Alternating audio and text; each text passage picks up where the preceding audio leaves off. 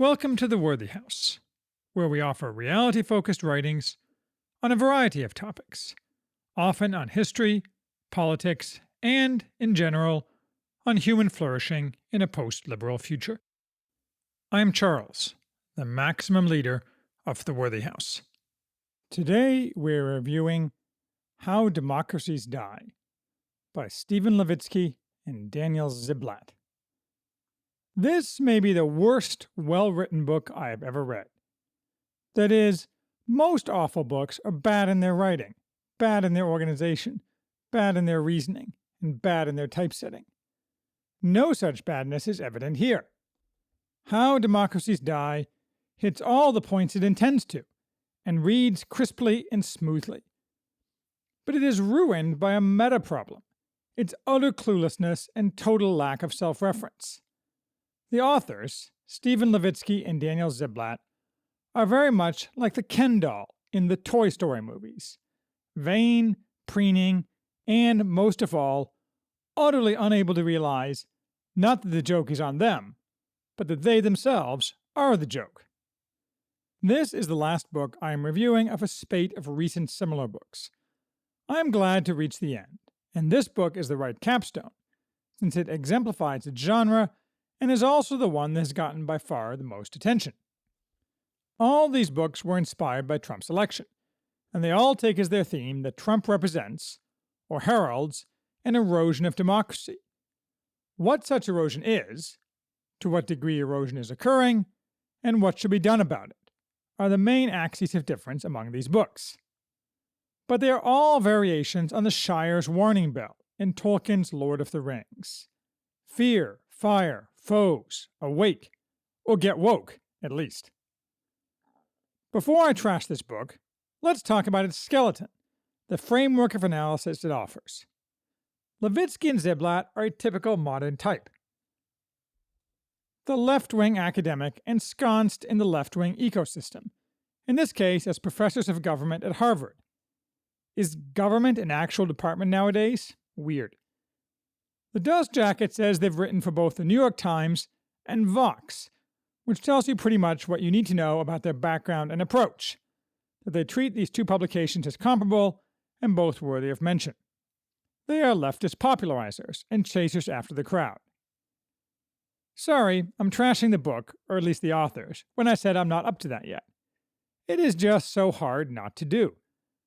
The introduction frames the matters to be discussed by noting a difference between a classic coup d'etat and elected autocrats, who maintain a veneer of democracy while eviscerating its substance. Such evisceration is said to consist not of illegal actions, but of some other set of actions that runs counter to the spirit of democracy, which is deemed to constitute backsliding. Most of all, backsliding is not violation of the law, but of democratic norms. It is around this idea of norms that Levitsky and Ziblatt organized their book, where they claim that the erosion of such norms, the guardrails of democracy, began in the 1980s and 1990s and accelerated in the 2000s. The authors then add specifics to this generalization. This first section of the book revolves mostly around the claim that what is necessary to permit erosion of democratic norms is the abdication of political responsibility by existing leaders. In other words, political elites must serve as filters and as democracy's gatekeepers in order to prevent undesirables from being elected by the great unwashed. This means never allying with undesirables. Hitler and Mussolini are trotted out, then put back in the stable, but not allowed to get comfortable, for soon enough the authors will need them again, and taking aggressive action to suppress any trace of them in political life. Of course, to serve as a filter, one must know what to filter. Thus, the authors offer 4 key indicators of authoritarian behavior. Authoritarian is used by all authors in this genre as an undefined and never coherently explained doppelganger of erosion of democracy. These are rejection of, or weak commitment to, democratic rules of the game, denial of the legitimacy of political opponents, toleration or encouragement of violence, and readiness to curtail civil liberties of opponents, including media. By civil liberties, the authors seem to mean only First Amendment free speech rights, we can be sure they don't mean the Second Amendment or freedom of religion for Orthodox Christians. For each of these four, the authors offer a table with several queries illustrative, such as, with respect to violence, have they or their partisan allies sponsored or encouraged mob attacks on opponents? The idea is that those who are identified by the filter must be cast into the outer darkness, but political opponents who pass the filter should be, if not embraced, at least worked with to expunge those who fail the filter from political life. To illustrate this, the authors give us a brief historical tour, mentioning 1930s France, where they seem unaware of what a popular front is, and offering obscure examples like the Lapua Front in 1929 Finland. They then turn to more recent foreign examples, citing European political parties combining with their opponents to deny all political power to right-wing parties that win democratically, praising this as wonderful and the height of democratic gatekeeping, even though it seems to sit uneasily with, actual democracy. Finally, they offer American historical examples, such as Huey Long, Joseph McCarthy, and George Wallace, or at least they are honest enough to mention that Wallace was a serious contender for the 1972 Democratic nomination. Then, citing Henry Ford getting no traction as a politician, they explicitly endorsed the old smoke-filled room method of choosing presidential nominees, because it prevents the election of a demagogue who threatens democracy itself. I wonder of whom they could be thinking. All this is clear enough and takes up the first quarter of the book. The rest of the book is an application of the framework, alternated with a fleshing out of the framework, shot through with ascribing all blame to the right and trumpeting the moral and political purity of the left. We begin with a claim that Republican gatekeepers failed miserably and repeatedly in the great moral challenge of their lives by permitting Donald Trump to be nominated. They should never have allowed him to enter the primaries. They should have made him lose the primaries, and they should have ensured he lost the election. Why? Well, because he failed to filter the author's offer, of course. At this point, the reader realizes their entire framework is set up around Trump, or rather, around a left-wing vision of how Trump behaves. He questioned the legitimacy of the electoral process when he made the unprecedented suggestion that he might not accept the results of the 2016 election. He denied the legitimacy of his opponents by countenancing birtherism and suggesting that Hillary Clinton's criminal activities made her a criminal. He tolerated and encouraged violence by his statements about people disrupting his rallies, and his supporters are just like Mussolini's black shirts. He showed a readiness to curtail the civil liberties of rivals and critics, again by wanting Hillary Clinton's criminal activities treated as criminal activities, and by calling the media dishonest, suggesting libel laws should be loosened. The authors then helpfully reprint their initial table format framework, bolding all the areas where, they say, Trump failed. And good, approved, housebroken Republicans failed most of all by not aggressively working to elect Hillary Clinton, as they should have, as proven by the author's irrefutable and totally neutral framework. Having set up the point of the book, Levitsky and Ziblatt pull back the camera to analyze supposed analogs abroad, in places where democracy has allegedly eroded more than in America.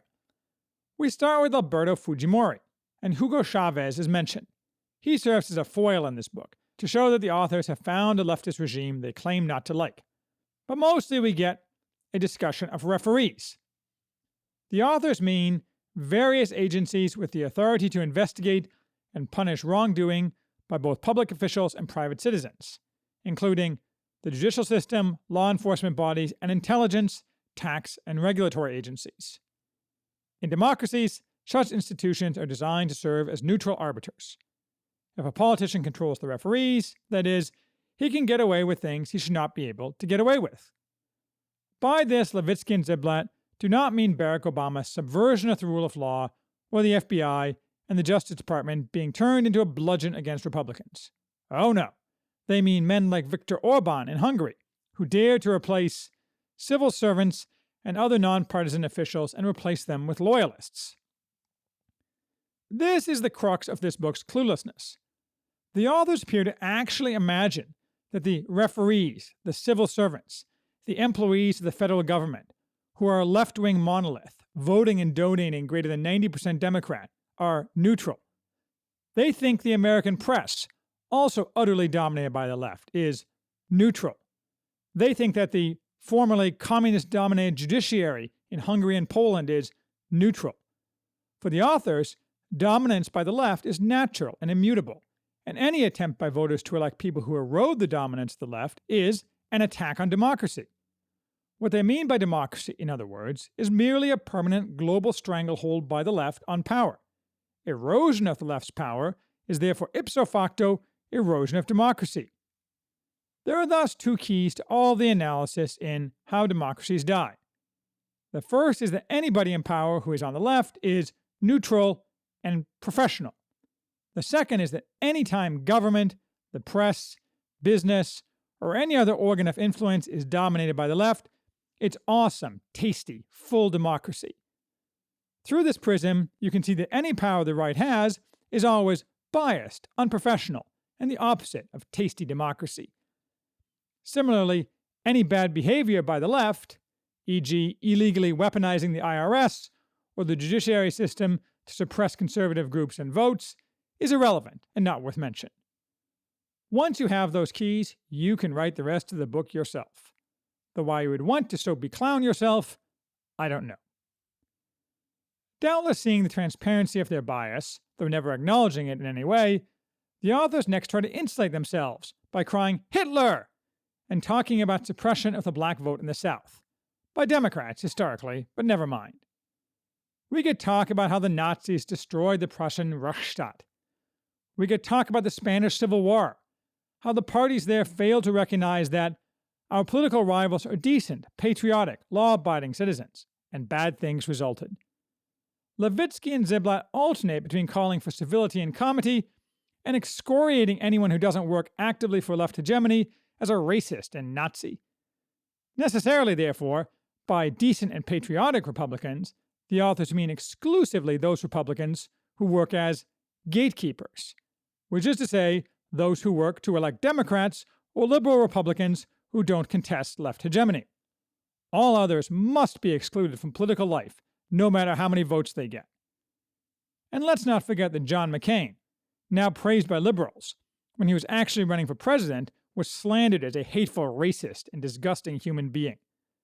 This supposed view by the left of some Republicans as decent and patriotic is never, ever in the present tense unless such Republicans are actively assisting the left.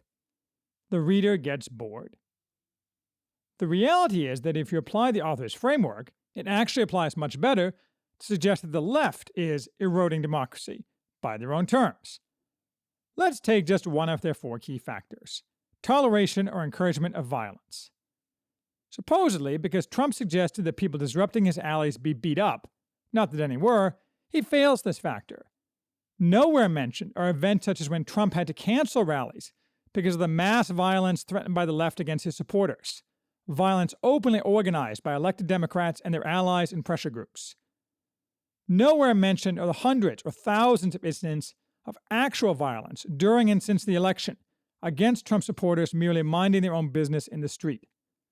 Nowhere mentioned are the mobs who descend on Trump, officials eating dinner or having drinks, assaulting them and driving them out, proudly posting video and never facing any consequences. I see upon waking this morning that Senator Ted Cruz and his wife got that treatment last night, which is, of course, reported nowhere in the news-setting media. But it's not just this minor physical violence and intimidation.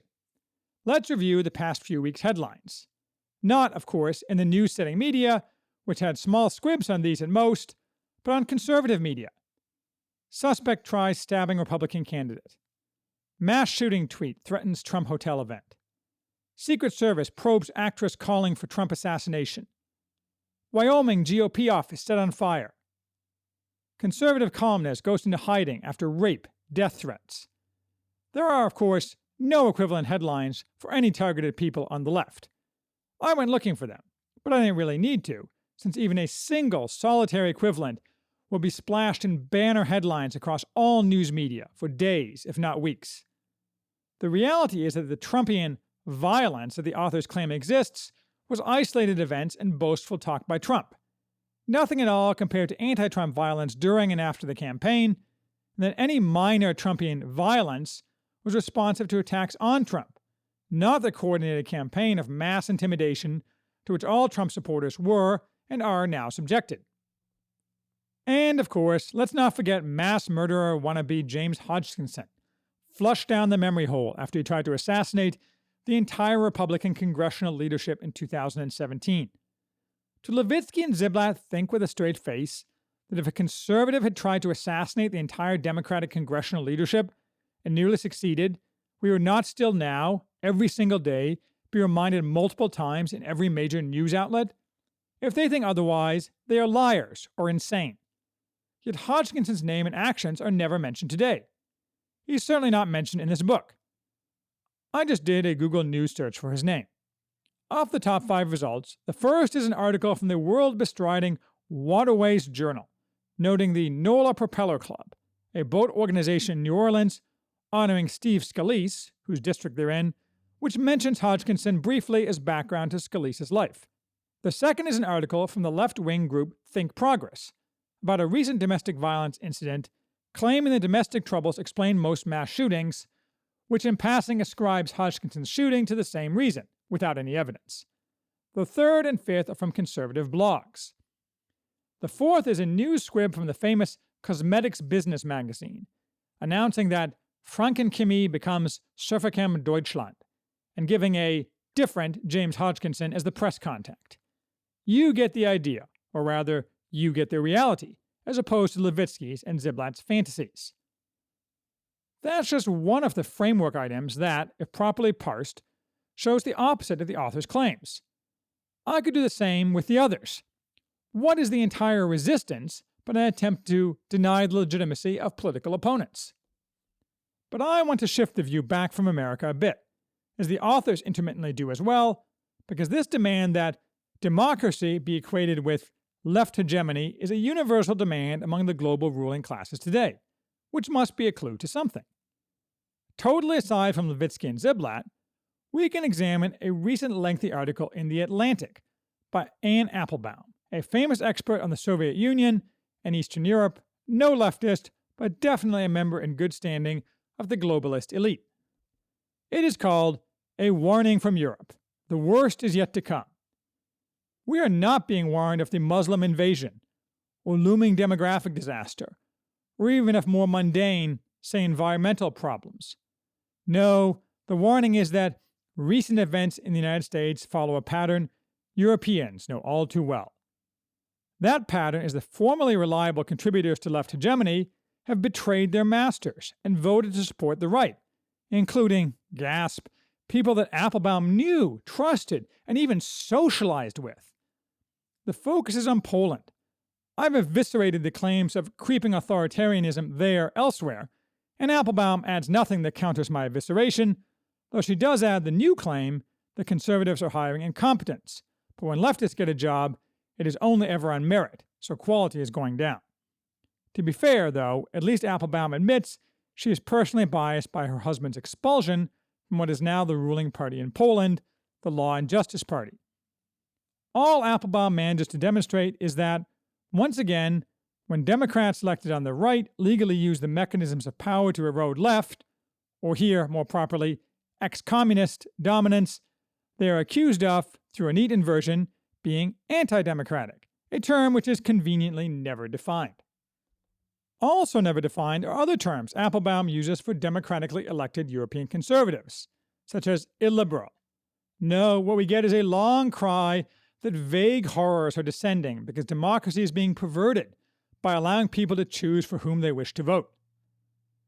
Buried within Applebaum's long article, longer than this review, is an inadvertent admission of what is going on. Trying to tie the Law and Justice Party to communism, another neat inversion, she says, the Leninist one-party state is not a philosophy. It is a mechanism for holding power. It works because it clearly defines who gets to be the elite, the political elite, the cultural elite, the financial elite. All true. What she really means, though, is that the left must always be the elite, and if conservatives somehow become the elite, all is lost. Hitler and apartheid-era South Africa also allowed the elite to not be dominated by the left, And now Poland and Hungary are just as bad. Don't forget, too, Hitler and Mussolini. What Applebaum never acknowledges is the real erosion of democracy in Europe. That is what's happening in places she doesn't mention at all, such as Sweden, where a wave of raping and murdering invaders has deluged the country, invited in by the left elites who hold all power in Sweden, and who have locked ranks across all aspects of society, from politics to academe to the media, to forbid not only any dissenting views, but any mention of any dissenting views. And when, as one could predict, the people revolt, the elites try any maneuver to suppress what the people want, such as doing anything necessary to exclude the Sweden Democrats from any role in the government. Similar activities, which Levitsky and Ziblatt would doubtless praise as gatekeeping, are occurring right now all across the continent, from Germany to France to Austria. Sure, it all may be a pathetic rearguard strategy in the long run, but who can say, but if what is being discussed is anti-democratic behavior, this would seem to exemplify it. Yet none of it is ever criticized by Levitsky, Ziblatt, Applebaum, or any of their ilk. Back to How Democracies Die. The rest of the book goes on in the same vein, similar to one of those toys featuring a rubber ball tied with an elastic string to a paddle. It bounces away but always returns to what the authors really want to thwack, Donald Trump. Moving away from their initial framework to qualitative musings, the authors send up burning sky lanterns in successive chapters, trying to warn America. Trump, and the right generally, abuse the guardrails of democracy and the unwritten rules of American politics. They create the unraveling. The authors pick through American history, occasionally shaking a naughty finger at a long-dead Democrat, like Franklin Roosevelt, while shaking with rage that today across the globe, the right is allowed to exercise any of the power of the offices to which they are elected, because they then roll back the gains of the left. The total cluelessness goes on and on. We are told that the cause of the Spanish Civil War was that neither side fully accepted one another as legitimate opponents. They lacked strong norms of mutual toleration. The authors seem completely unaware that they themselves, throughout the book, never once treat Trump as a legitimate opponent, or any Republican who does not reliably toe the liberal line when demanded. They seem equally unaware that the entire political ecosystem of the Democratic Party is at this very moment organized around the claim that Trump is illegitimate. They can't grasp that they show no toleration at all. Their toleration means join us or you're illegitimate and therefore intolerable, which, to be sure, has been the position of the left for decades. But in a book claiming to find middle ground, it's bizarre.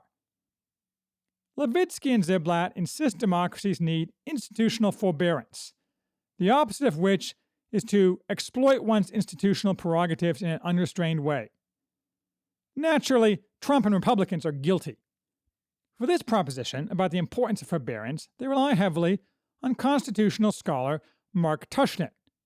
They don't mention that Tushnet, in May of 2016, openly wrote, "The culture wars are over. They lost. We won." For liberals, the question now is to deal with the losers in the culture war. That's mostly a question of tactics. My own judgment is that taking a hard line, you lost, live with it, is better than trying to accommodate the losers, who, remember, defended and are defending positions that liberals regard as having no normative pull at all. Trying to be nice to the losers didn't work well after the Civil War. Fuck Anthony Kennedy. Sounds like forbearance to me. Actually, it sounds like I should load my gun. All facts are cherry-picked to blame conservatives for everything. We are told that the filibuster is evil, and until relatively recently, highly qualified judicial nominees were invariably improved, even when senators disagreed with them ideologically. For this, the fact was adduced that Antonin Scalia was approved by the Senate in 1986 by a vote of 98-0. This wonderful system was destroyed, though.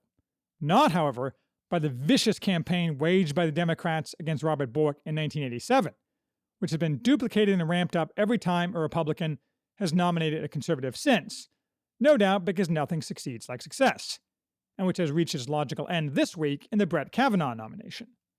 No, the name Bork is missing from this book. I looked for it high and low. Rather, what destroyed the system was the evil and unprecedented behavior of Republicans in refusing to confirm Merrick Garland in the waning days of the Obama administration, 2016. Again and again, Levitsky and Ziplat howl the Republicans stole a Supreme Court seat, smashing norms of tolerance, crashing into guardrails, and generally acting like Neanderthals who hate democracy. Not once are Democrats criticized for behavior in the modern nomination process, or that behavior even mentioned.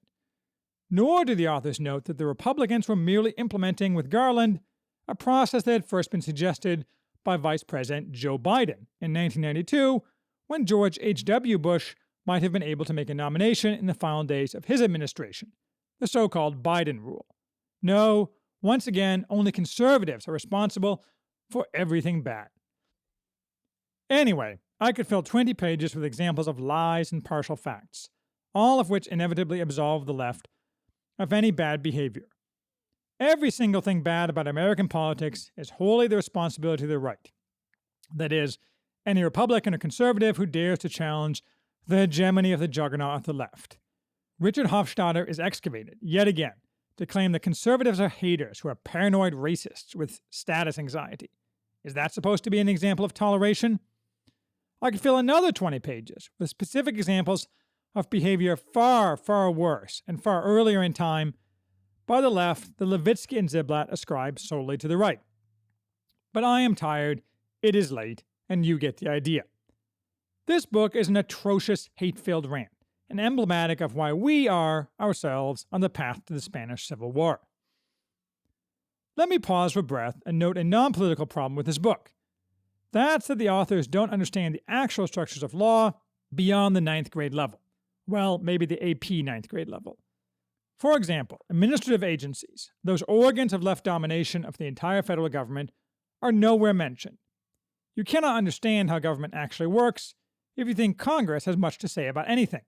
Naturally, the authors ignore the long-standing norm of administrative agencies issuing regulations only to implement congressional intent, not at the behest of the president to implement his policies, a norm destroyed by Bill Clinton, and a tool, as I have discussed elsewhere, only available to the left, since administrative agencies are weaponized nests of leftists. Such examples of lack of understanding abound. Historical examples do too, as when the authors claim that King Richard II, died AD 1400, was bound only by non-binding custom, as opposed to law. They don't seem to realize that in England, even to a degree today, custom is law, something that was the bedrock principle of England for more than 1,000 years. For the English medieval, statute law was something that barely existed. Richard's opponents weren't pleading for him to deign to observe non-binding norms or guardrails. They were demanding he obey the actual law. Nor did the Supreme Court reject Lincoln's suspension of the writ of habeas corpus. You would think that in a book that revolves around the law, the authors would know about their subject, but their legal knowledge is about on a level with the rest of their thinking. Finally, the authors do get around to offering a plan for saving democracy, by which they mean shoving Republicans back into their box, or more accurately, coffin. True, they say, Republicans are extremists, a word as applied to Republicans I lost count of at 16, never once applied to anyone left of center. Yes, certainly, Democrats must not abandon identity politics. It is a terrible idea and the wrong way to reduce polarization. It's racist to demand less racism.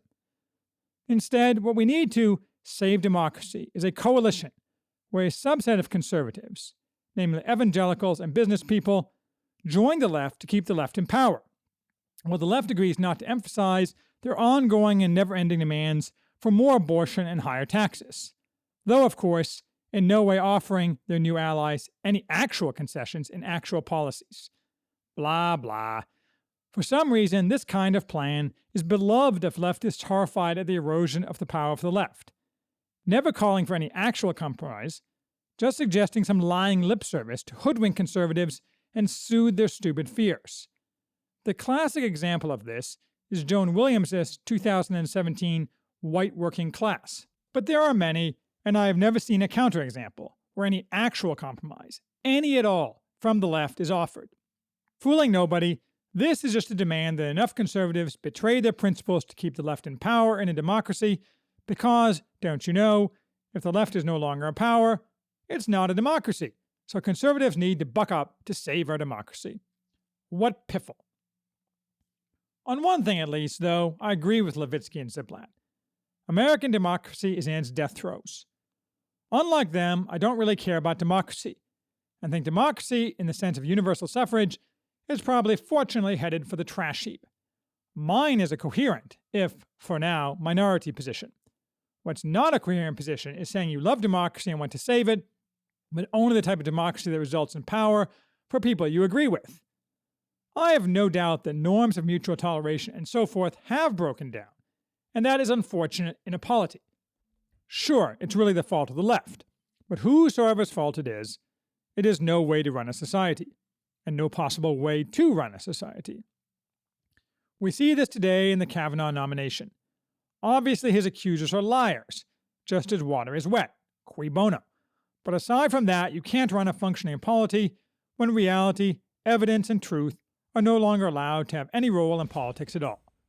At some point, the talking is just going to be over.